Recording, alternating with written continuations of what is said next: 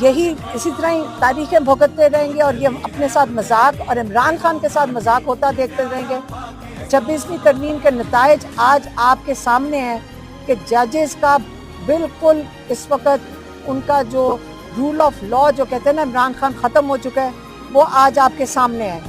اب آئندہ کے لیے عمران خان نے، میں پھر سے بتاتی ہوں کہ عمران خان کہہ چکے ہیں کہ میں تحریک شروع کر رہا ہوں اور عمران خان اس کا لائے عمل دیں گے۔